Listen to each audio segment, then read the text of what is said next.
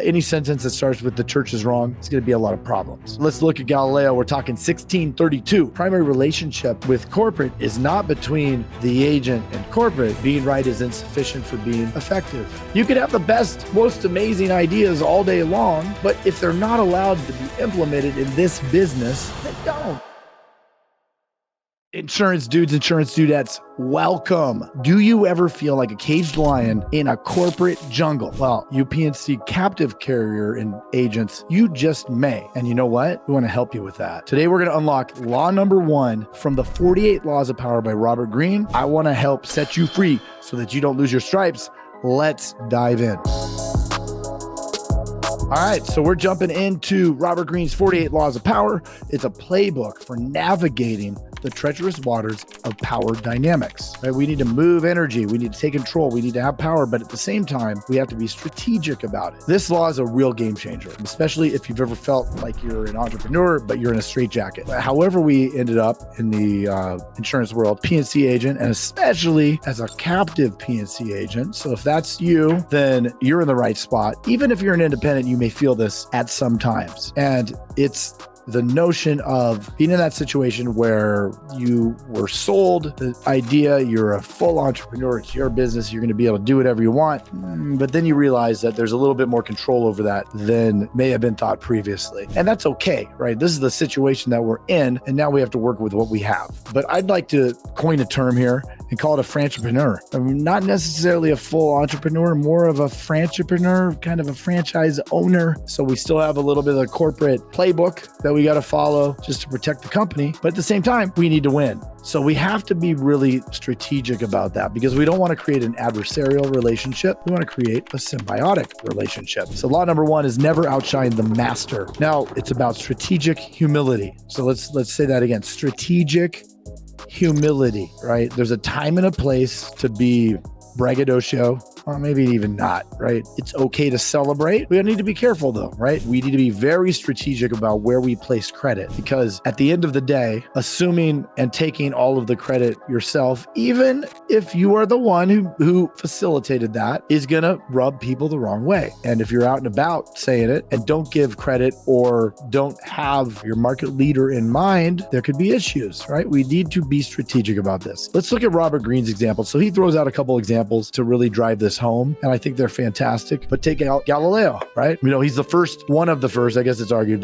him and Copernicus. But let's look at Galileo. We're talking 1632, so way back, right? Almost 400 years ago. And he's over here figuring some things out about where we are in the universe, about where we are in the solar system, about, oh no, wait a minute, mathematically, it's impossible that the Earth is the center. It's the sun. We're all rotating around the sun. Well, remember, this is a time where the Catholic Church had a lot of power, still have a lot of power, but a tremendous amount of power and control over everything all the way up to the throne. And when you're looking at this, so we have Pope Urban the Eighth at the time, did not like to be outshone. Galileo understood this. So instead of creating friction, instead of saying, hey guys, guess what? Church is wrong. Any sentence that starts with the church is wrong, especially back then, it's going to be a lot of problems. So he was strategic about it, thought this through, and would frame his discoveries as a mathematical hypothesis, not as an absolute truth, just as, hey, I found this idea, I applied math, it seems to be the way that things work. And then how he leveraged it with the Pope was the Pope's idea.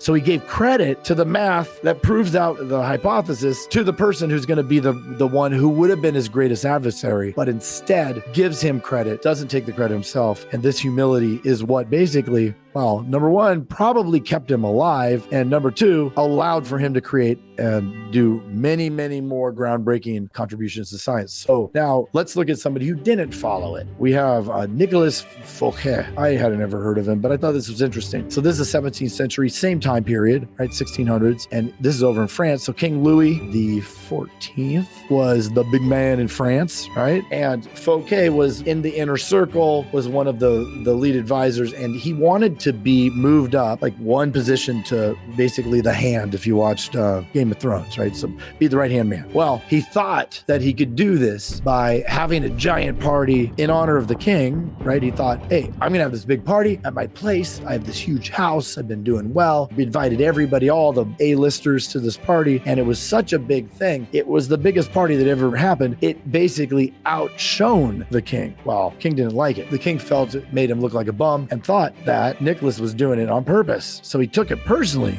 The king felt humiliated. So guess what? Fouquet ends up spending the rest of his life in jail, dies in jail. Now, let's apply this in our world, right? We would think, and as I thought about this myself, I thought, okay, how does this apply? Because, well, technically we don't have a boss, right? Most of us who own agencies aren't in it because we wanted to be our own boss, right? We wanted to do this. And then we signed up thinking we're going to be our own boss, especially over in the captive side. And we get a little bit of a reality check because we do have a little bit of a corporate puppeteer, right? They have a certain agenda. They have a certain need to serve, whether it's a mutual company or a publicly traded company. They have different people that they're responsible for results for. So the primary relationship with corporate is not between the agent and corporate. No, it is between corporate and the shareholders. So we have to figure out how are we going to get our best results and put ourselves into positions that create more opportunity, right? And also be authentic, because that's important too. You don't want to just be a fake person and do this.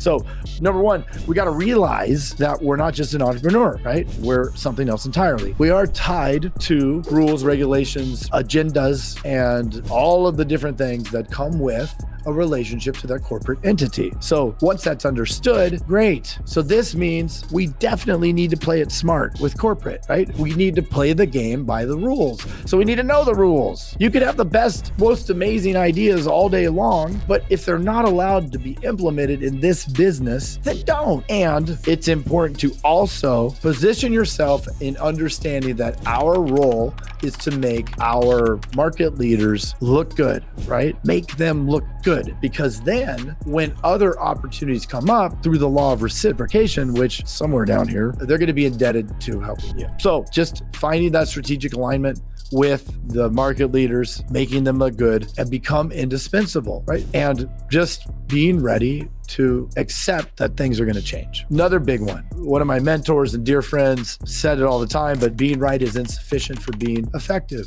right? We need to set aside the need to be right. Who cares? I think it's important to notice when we're in that frame where we're trying to be right? If you notice you're having friction in a conversation, take a step back and wonder, am I trying to be right? And see how that goes, right? So your effectiveness comes from doing your job in a way that assures your superiors that you're on their team. Always be on the prowl for a new contest, whatever's going on from corporate, take advantage of that. Also, it's free dollars, even if it's not a lot. And these are little things, it's still worth doing.